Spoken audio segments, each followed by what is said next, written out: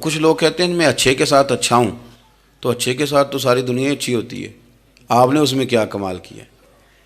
حضور سید عالم صلی اللہ علیہ وسلم نے تو فرمایا اس کے ساتھ جوڑو جو تمہارے ساتھ توڑ رہا ہے، جو سخت رویہ اختیار کرے، سخت۔ بخاری مسلم میں حدیث ہے، حضرت عمر فاروق رضی اللہ تعالیٰ عنہ، حضرت انس بن مالک فرماتے ہیں کہ حضور سید عالم صلی اللہ علیہ وسلم گزر رہے تھے اور سرخ رنگ کی نہ نجرانی دھاری دار چادر سرکار نے اوڑھ رکھی تھی۔ ایک بدو آ گیا، اس نے کیا کیا کہ حضور کی مقدس چادر کو پکڑ کے کھینچا، اور اس زور سے کھینچا کہ گردن مبارک پہ نشان پڑ گیا۔ زور سے دروازے پہ دستک دے دینا، بھکاری تو اسے خراش شرات کوئی نہیں ملتی، البتہ جھٹکیاں دو چار ضرور مل جاتی۔ توڑنا ہے دروازہ، خیرات لینے آیا کہ تو قرضہ لینے آیا؟ اس نے آ کر کے زور سے چادر کو کھینچا، مقدس گردن پہ نشان پڑ گیا۔ سرکار نے رخ انور پھیرا، کہتا پتہ کیا ہے، میں غریب آدمی ہوں، کچھ مانگنے آیا ہوں۔ بھئی تو گلے میں چادر ڈال کے مانگے گا؟ لیکن یہ آپ کا کمال ہے۔ یہاں اب آپ کے علم کا، آپ کے حوصلے کا، ظرف کا پتہ چلتا ہے۔ کھینچی چادر، کچھ مانگنے آیا ہوں، اور صحیح بخاری کے لفظ یہ ہیں کہ فَالْتَفَتَ إِلَيْهِ فَضَحِكَ، جب محبوب نے اس کی طرف توجہ کی، اس کی بات سنی، اس نے گلے میں چادر ڈال کے کھینچا ہے، نشان ڈال دیا ہے، لیکن جب حضور نے توجہ کی تو فَضَحِكَ، نبی پاک نے مسکرانا شروع کر دیا۔ حضور مسکرائے، یعنی چادر ڈال کر کھینچنے والے، اور یہ چیز آپ کو بڑا کر دے گی۔ آپ یقین کریں، آپ کو کسی نے برا کہا تو آپ نے ڈبل برا کہا تو آپ تانگ ہوں گے۔ ہنڈیا جب جلتی ہے تو اس کے کندھے، ابلتی ہے تو اس کے کندھے جل جاتے ہیں۔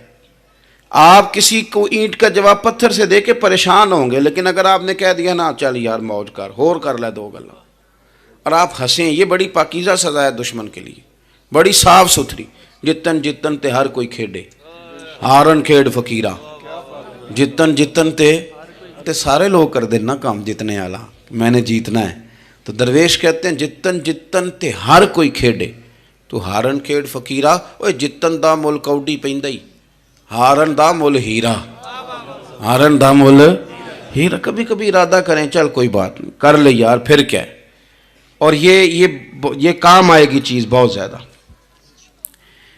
حضور صلی اللہ علیہ وسلم سے کہنے لگا کچھ مانگنے آیا ہوں، تو اب حضور نے کیا فرمایا؟ فرمایا ایک دو چار بکریاں نہیں، دو پہاڑیوں کے درمیان جو ریوڑ ہے نا بکریوں کا، اجڑ، فرمایا سارے اس کو دے دو۔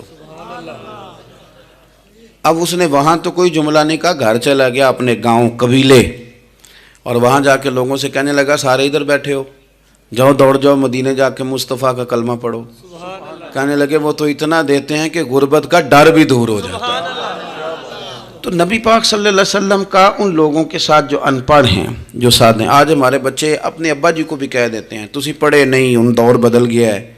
میں ایک شادی کی تقریب میں جا رہا تھا، میرے آگے آگے والد صاحب کو بیٹا سمجھا رہا ہے، کہتے ابا جی ہن نہ اتھے جا کے نہ میٹھے چولاں تے سالن پا کے نہ کھایا جی، بندہ ماڑا لگتا ہے۔ میرا پیار تھا اس خاندان سے، میں نے اس بچے کو تھپکی دے کے کہا، میں کہ پتر تو ذرا لیٹ ہو گیا، جلدی ہوندا تے نہ سارے سیانے ہونا سی۔ یہ ہمارے بچے اب بجائے اس کے کہ وہ قائل کریں، کتنا آپ نے غلط جملہ کہا کہ ابا جی آپ پڑھے ہی نہیں، آپ نے کتنی غلط بات کر دی۔ امام اعظم ابو حنیفہ رحمۃ اللہ علیہ کا ایک شاگرد تھا، وہ تقریر اچھی کرتا تھا، تو امام صاحب رحمۃ اللہ علیہ کی والدہ فرمایا کرتی ہیں ابو حنیفہ جا اس سے جا کے یہ مسئلہ پوچھ کے آ۔ تو امام صاحب فرماتے ہیں اماں میں نہ بتا دوں، تو اماں کہتی تو تے بچہ تینوں کی پتہ ہوئے، حالانکہ وہ شاگرد ہے۔ تو امام صاحب پھر اس کے پاس جاتے، اس کو جا کہتے اس سوال کا جواب، تو کہتا استاد جی مجھے کیا پتہ ہے، آپ کو پتہ ہے ان مسئلوں کا؟ تو آپ فرماتے یہ میں پہلے تجھے بتاتا ہوں اس کا جواب، پھر تو مجھے بتا، اور پھر میں تیرا نام لے کے اپنی اماں کو مطمئن کروں گا۔ اس لیے کہ ماں باپ کو دلائل نہیں دیے جاتے، انہیں راضی کیا جاتا ہے۔ اور میں بچوں سے گزارش کروں گا ابا جی کو پیسے بھی دیں، اماں جی کے وہ کپڑے بھی لے کے دیں، لیکن ضروری یہ ہے کہ ان کو وقت دیں، ان کے پاس بیٹھیں، ان سے مشورہ کریں، ان کو آپ کے وقت کی ضرورت ہے۔ بڑھاپے میں اس طرح کا ماحول نہ بنا دیں کہ وہ ایک کونے میں بیٹھے ہیں، کوئی پوچھتا ہی نہیں، اس طرح نہ کریں۔ ہم تو اس طرح والدین سے رویہ کرتے ہیں جیسے MBBS ڈاکٹر رات کو وارڈ میں آتا ہے اور 2-3 اس کے ساتھ سٹاف کے لوگ ہوتے ہیں، اور وہ کہتا ہے دوائی کھا لی ہے، طبیعت اب کیسی ہے, بلڈ پریشر ٹھیک ہے, یہ میں نے دوائی بدل دی ہے. یہ کیا رویہ ہو؟ آپ ان کو وقت دیں. وہ جس طرح آپ چھوٹے تھے تو وہ لاڈ لڈاتے تھے, پیار کرتے تھے, آپ بھی تھوڑا قریب بیٹھیں اور آپ دیکھیں آپ کو اللہ تعالیٰ اس کی برکت سے کتنی رحمتیں عطا فرماتے. تو کسی کو جاہل کہنا, ان پڑھ کہہ دینا. ایک حدیث اور سن لیں, بات کو ختم کرتا ہوں. اس کو قاضی ایاز رحمۃ اللہ علیہ نے شفا شریف میں لکھا ہے. ایک بدو حضور کی بارگاہ میں آیا اور اس نے آ کے کچھ مانگا. اللہ کے پیارے حبیب صلی اللہ علیہ وسلم کی بارگاہ میں مانگا جہاں ایک مانگنے پر دریا بہا دیے جاتے ہیں. دریا بہا دیے ہیں, در بے بہا دیے. یہ در الگ ہے اور بے بہا الگ ہے. پھر یہ شعر صحیح سمجھ میں آئے گا آپ. تو حضور سید عالم صلی اللہ علیہ وسلم تو جس کو دیتے تھے پھر اس کی کئی نسلیں کھاتی تھی, ختم نہیں ہوتا تھا. اس نے بھی کچھ مانگا, حضور نے کچھ دیا, لیکن ابھی اسے آداب نہیں نہ آتے تھے. پہلے آداب سکھائیں پھر کسی کو بے ادب کہیں, لیکن بغیر آداب سکھائے لوگوں کو بے ادب کہہ دیتے. یہ انداز ٹھیک نہیں. اس نے کچھ مانگا, حضور نے دیا. چونکہ آداب نہیں آتے تھے, نہ آشنا تھا, تو کہنے لگا معاذ اللہ ثم معاذ اللہ نقل کفر نہ باشد. کہنے لگا میں تو بڑی تعریف سن کے آیا تھا, آپ نے تو کچھ بھی نہیں دیا. حضرت عمر فاروق نے تلوار نکال لی, فرمایا اس بے ادب کی گردن اڑاؤں گا. حضور نے فرمایا عمر ٹھہر جا ذرا, جلدی نہ کر. سرکار اسے گھر لے گئے. جتنا دیا تھا نا اس سے ڈبل دیا, پھر جتنا ہو گیا تھا اس سے بھی ڈبل دیا. تیسری دفعہ حضور دینے لگے تو کہنے لگا یا رسول اللہ بس کریں, میں نے تو طوفان کے اندر بھی ہوا اتنی تیز نہیں چلتے دیکھی جتنی آپ کی سخاوت تیز چلتی ہے. کریم رسول صلی اللہ تعالی علیہ وسلم نے فرمایا یہی بات باہر جا کے میرے صحابہ سے بھی کہہ دو گے؟ حضور کہہ دوں گا. فرمایا جب تم نے کہا تھا نا نہیں دیتے تو ان کے دل ٹوٹ گئے, جب تم کہو گے نا بڑا دیتے ہیں تو ان کے کلیجے ٹھنڈے ہو جائیں گے. وہ باہر آیا, آ کر کے کہنے لگا میرے رسول پاک علیہ السلام کے مقدس غلاموں, میں نے تو طوفان میں بھی ہوا اتنی تیز نہیں دیکھی جتنی کریم کی سخاوت تیز ہے. پیارے حبیب صلی اللہ تعالیٰ علیہ وسلم تو کمال کر دیتے ہیں. اب صحابہ خوش ہو گئے. میرے نبی پاک صلی اللہ علیہ وسلم نے ہماری تربیت فرمائی کہ ہم نے کس طرح کا رویہ ایسے لوگوں کے ساتھ اختیار کرنا ہے.